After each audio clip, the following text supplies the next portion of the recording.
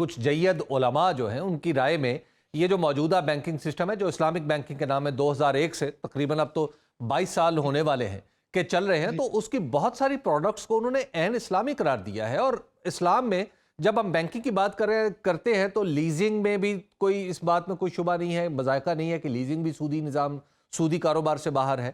اسی طرح بعض صورتیں ایسی ہیں کہ جس میں اجارہ کی صورت آتی ہے وہ بھی باہر ہے، اور بعض ایسی بھی صورتیں ہیں کہ جس میں ورکنگ کیپٹل بھی حتیٰ کہ بغیر سود کو بینچ مارکنگ کیے اس کے دیا جا سکتا ہے. تو یہ تو چیزیں ہو رہی ہیں. نہیں، میں آپ کی خدمت میں عرض کر دوں، میں نے جیسے عرض کیا تھا کہ میں ایک ایک لفظ کی ذمہ داری قبول کروں گا. پہلی بات یہ ہے کہ جو یہ پروڈکٹس ہیں اس میں سود کا عنصر شامل ہے، نمبر ایک. نمبر دو، اس میں کوئی شبے کی بات نہیں ہے. وہ آپ بینچ مارکنگ کے حوالے سے کہہ رہے ہیں کہ جب حکومت آپریشن کرتی ہے اپنے بانڈز کا. میں نے جو لفظ استعمال کیا کہ جو کھاتے داروں کو منافع دے رہے ہیں وہ شریعت کے خلاف ہے، قرآن کے خلاف ہے، اور اس کو تسلیم کیا تھا انہی صاحبان نے. دنیا ٹی وی کے پروگرام میں میرے 3 پروگرام ہوئے تھے، اس میں وہ انہوں نے یہ مانا تھا کہ یہ غلط ہے، غیر اسلامی ہے، اور یہ کہا تھا کہ ہمارے پاس اختیار نہیں ہے. اب تو اختیار آئے ہوئے بھی 10 سال سے زیادہ ہو گئے، وہ تو ریکارڈ پر ہے. میں جو آپ کو عرض کر رہا تھا، ایک مشارکہ ہے، رننگ مشارکہ، اس کو کہا جاتا ہے رننگ فرام مشارکہ، یعنی وہ سود ہے اس کے اندر.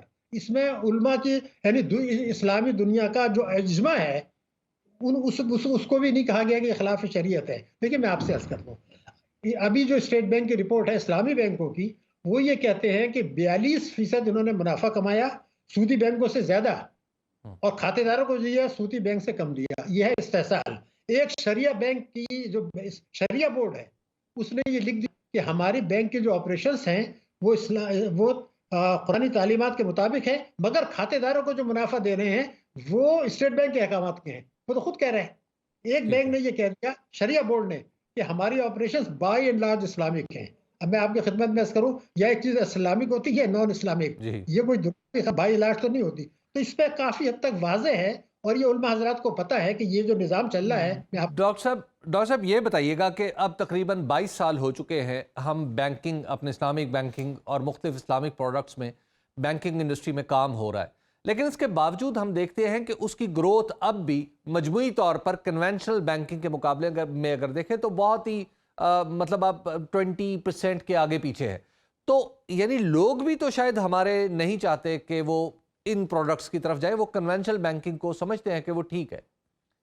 نہیں، دیکھیے میں عرض کر دوں کہ میں یونیورسٹیز میں بھی جاتا ہوں اور سیمینارز میں، میری ریسرچ یہ ہے کہ جو اسلامی بینک سے ڈیل کر رہے ہیں 80% سمجھتے ہیں کہ یہ سود میں کوئی فرق نہیں ہے، اور جو لوگ اسلامی بینک کو سے فائدہ اٹھا رہے ہیں اس کے علاوہ جو 80% علماء ہیں وہ بھی اس کو صحیح نہیں سمجھتے مگر انتشار نہیں چاہتے. اب میں ایک کرائٹیریا بتا دیتا ہوں. مفتی محمد شفیع رحمۃ اللہ علیہ انہوں نے کتاب لکھی سود کی خرابیاں، اس میں بیان کی. مولانا تقی عثمانی صاحب کے والد محترم مفتی اعظم پاکستان، انہوں نے تحفظ القرآن میں بتائی کہ یہ خرابیاں ہیں. تقی عثمانی صاحب نے اس کو میں اضافہ کیا کہ یہ خرابیاں ہیں. مولانا مودودی بہت بڑے عالم اسلام، انہوں نے کہا خرابیاں ہیں. پھر جو ماہرین اسلامی معیشت ہیں، عمر چھاپرا اور دوسرے درجنوں لوگ، انہوں نے درجنوں خرابیاں بتائی. اب میں ایک کرائٹیریا آپ کی خدمت میں عرض کر دیتا ہوں، وہ خرابیاں 12 لسٹ آؤٹ کر لیں، اور جو اس نظام کی حمایت کر رہے ہیں ان سے ایک سوال پوچھ لیں کہ جو بینکوں کی بیلنس شیٹ ہے اس میں آپ یہ بتا دیجئے کہ ان 12 خرابیوں میں سے کوئی آدھی خرابی بھی دور ہوئی یا اس میں اضافہ ہوا. میں آپ کو گارنٹی کر رہا ہوں کہ وہ یہ نہیں بتا سکتے کہ وہ جو خرابیاں ان قابل قدر علماء، ان قابل قدر مسلم ماہرین معیشت، خود میری کتابیں اسلامک بینکنگ پر، تو ہم نے جو خرابیاں نے بتائیں، تقی عثمانی نے بتائیں، عمر چھاپرا نے بتائیں، ان میں سے ایک خرابی بھی دور نہیں ہوئی. لیکن ڈاکٹر صاحب یہ بھی تو ہوتا ہے نا، بعض اوقات سوچ کا ارتقا ہوتا ہے کہ آگے آتی ہے. نہیں، اس میں اب دیکھیے عرض ہو رہا ہے کہ جو خرابیاں تھیں اس میں اضافہ ہوا ہے. میں اس وجہ آپ کو یہ قرآن نے یہ کہا 279 کہ جناب سود کو اس لیے حرام کیا گیا ہے کہ یہ ظلم اور استحصال کا سبب بنتا ہے. اسٹیٹ بینک یہ کہتا ہے کہ اگر آپ افراط زر سے کم منافع دیں تو وہ استحصال ہے. اب آج افراط زر 26% ہے، یہ منافع جو دے رہے ہیں 10-12% دے رہے ہیں، 7% بھی دے رہے ہیں. اسلامی بینک منافع کم دے رہے ہیں، سودی بینک منافع زیادہ دے رہے ہیں ڈپوزیٹر کو. اسلامی بینکوں کا منافع کی شرح زیادہ ہے، سودی بینکوں کی کم ہے، لیکن منافع وہ زیادہ دے رہے ہیں. یہ دیکھیے الٹا ہو رہا ہے. میں آپ سے یہ عرض کر رہا ہوں کہ جو کرائیٹیریاز ہیں اس کے لفظ استعمال کر رہا ہوں، سودی بینکوں کے مقابلے میں اسلامی بینک زیادہ استحصالی، اور قرآن نے یہ کہا ہے کہ جی آپ سود اس لیے حرام کیا کہ ظلم ناانصافی نہ کریں. وہ کہتے ہیں جی باقی آپ کو جنت میں مل جائے گا، یہاں تو آپ یہ کر لیں چونکہ آپ کو جنت میں. بات میں نے کرائٹیریا آپ کو بتا دیا. دیکھیے بات دراصل یہ ہے کہ یہ سب تسلیم کر چکے ہیں میرے ساتھ تمام علماء کہ یہ جو نظام میں بینکاری ہے اس وقت یہ غیر اسلامی ہے، تمام نے وداؤٹ ایکسیپشن. لیکن وہ خاموش ہے. اگر میں آج ایک بتا دوں کہ اسٹیٹ بینک کا شریعہ بورڈ کرائٹیریا بتا رہا ہوں، صرف یہ کہہ دے کہ یہ متوازی نظام جو چل رہا ہے جس کا آپ نے بتایا 2002 سے، وہ یہ کہہ دیں اسلام شریعہ بورڈ یا جو قابل ترین ماہرین ہیں اس وقت اس کی پشت پر، وہ یہ کہہ دیں یہ نظام اسلامی ہے تو میں تمام چیزیں واپس. ان کو پتہ ہے کہ غیر اسلامی ہے، انہوں نے مجھ سے کہا ہے کہ غیر اسلامی ہے، مگر فتویٰ دینے اور تقریر کرنے میں ایوائڈ کر رہے ہیں. کیوں؟ کیونکہ طاقتور طبقے نہیں چاہتے. اب جب یہ نظام جو ہے، جب شریعت کوڈ کے خلاف انہوں نے فیصلہ احکامات نہیں لیے، اس میں سودی معیشت آ گئی تو یہ ختم کیسے ہوگا آپ بتائیے. دیکھیے یہ 31 سال سے یہ مسئلہ طے نہیں ہوا شریعت کورٹس میں کہ سود حرام بھی ہے کہ نہیں. مسئلہ یہ اٹھایا گیا تھا انہی بینکوں کی جانب سے کہ جناب ربا حرام ہے، سود تو حرام نہیں ہے. تو آج بھی وہ حرام نہیں قرار دیا گیا حتمی طور پر کیونکہ اپیل آ گئی.